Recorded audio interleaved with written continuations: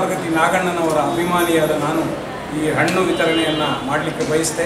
ನಮ್ಮ ಪರಮೇಶ್ವರ್ ಸಾಹೇಬರ ಪಿಯ ಅವರಾದಂಥ ನಾಗಣ್ಣನವರು ಬನ್ನಿ ನಾನು ಜೊತೆಗೆ ಬರ್ತೀನಿ, ನಿಮ್ಮ ಕೈ ಜೋಡಿಸ್ತೀನಿ ಅಂತೇಳಿ ನನ್ನ ಜೊತೆಲಿ ಬಂದು ಡಾಕ್ಟರ್ ಅಸ್ಕರ್ ಬೇಗ್ ಸಾಹೇಬರು ಅವರೇ ಉತ್ಸುಕರಾಗಿ ಮುಂದೆ ನಿಂತು ಹಣ್ಣು ಹಂಚೋದಕ್ಕೆ ನನ್ನನ್ನು ಪ್ರೇರೇಪಿಸಿದ್ದಾರೆ.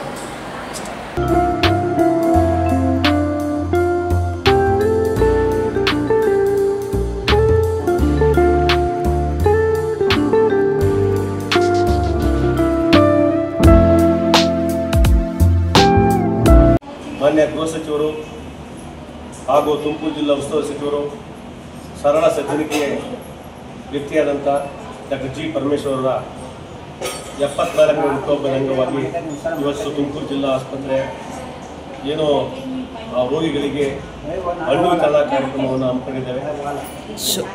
ಈ ಕಾರ್ಯಕ್ರಮದಲ್ಲಿ ಉಪಸ್ಥಿತಕ್ಕಂಥ ಡಿಸ್ಟ್ರಿಕ್ಟ್ ಸರ್ಜನ್ ಅಸ್ಕರ್ ಬೇಗ್ ಬಂದರವರೇ, ಕೃಷ್ಣೇಗೌಡ್ರೆ, ಮಲ್ಲೆ ಅವರೇ, ಲಕ್ಷ್ಮೀಪತಿ ಅವರೇ, ಇವತ್ತು ನಮ್ಮ ಡಾಕ್ಟರ್ ಜಿ ಪರಮೇಶ್ವರ್ ಅವರು 73 ಸಂವತ್ಸರಗಳನ್ನು ಪೂರ್ಣಗೊಳಿಸಿ 74ನೇ ಸಂವತ್ಸರಕ್ಕೆ ಕಾಲಿಕ ಸಂದರ್ಭದಲ್ಲಿ ಅವರು ಹಲವಾರು ಕಾರ್ಯಕ್ರಮಗಳನ್ನು ಈ ನಾಡಿನ ಜನತೆಗೆ ಕೊಟ್ಟಿದ್ದಾರೆ. ಅವರು ಮಾಡಿರ್ತಕ್ಕಂಥ ಕೆಲಸಗಳನ್ನು ಮತ್ತು ಅವರು ಮಾಡಿದ ಸೇವೆಗಳನ್ನು ಮನಗಂಡು ಕರ್ನಾಟಕ ರಾಜ್ಯ ಕಂಡಂಥ ಅತ್ಯಂತ ಶ್ರೇಷ್ಠ ರಾಜಕಾರಣಿ ಒಬ್ಬರಲ್ಲಿ ಇವರು ಕೂಡ ಇವರು ಸಂಸ್ಕಾರವಂತರು, ಸರಳ ಸಜ್ಜನರು. ಪ್ರಪ್ರಥಮವಾಗಿ ನಾನು ಅವರ ತಂದೆ ತಾಯಿಗಳಿಗೆ ಅಭಿನಂದನೆ ಸಲ್ಲಿಸ್ತೇನೆ. ಒಬ್ಬ ಉತ್ತಮವಾದ ವ್ಯಕ್ತಿಯನ್ನು ನಮ್ಮ ಸಮಾಜಕ್ಕೆ ಕೊಟ್ಟಿದ್ದಾರೆ. ಒಳ್ಳೆಯ ಗುಣವನ್ನು, ಯಾರ ಬಗ್ಗೆ ಕೋಪವಿಸದೆ ಇನ್ನೊಬ್ಬರ ಬಗ್ಗೆ ಮಾತಾಡ್ತಾ ಇರ್ತಕ್ಕಂಥ ವ್ಯಕ್ತಿ ಇವತ್ತು ಕರ್ನಾಟಕ ರಾಜ್ಯದ ಗೃಹ ಸಚಿವರಾಗಿ ಕೆಲಸ ಮಾಡ್ತಿದ್ದಾರೆ. ಇವತ್ತೆಲ್ಲ ಕರ್ನಾಟಕ ರಾಜ್ಯದ ಎಲ್ಲ ಸಮಸ್ತ ಜನ ಇವತ್ತು ಎಲ್ಲ ದೇವಸ್ಥಾನಗಳಲ್ಲಿ ಪೂಜೆ ಮಾಡಿಸಿ ಸಂಕಲ್ಪವನ್ನು ಮಾಡಿದ್ದಾರೆ.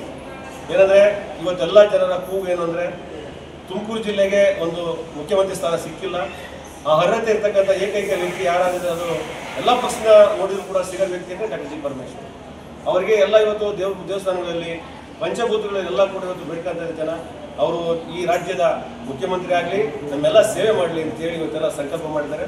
ಅವರಿಗೆ ನಾನು ವೈಯಕ್ತಿಕವಾಗಿ ಸಮಸ್ತ ನಾಡಿನ ಜನತೆಗೆ ಮತ್ತು ತುಮಕೂರು ಜನತೆಗೆ ವೈಯಕ್ತಿಕ ಅಭಿನಂದನೆ ಸಲ್ಲಿಸ್ತಾ ಈ ಹಣ್ಣು ವಿತರಣೆ ಕಾರ್ಯಕ್ರಮ ಪ್ರಾರಂಭ ಮಾಡ್ತೀನಿ.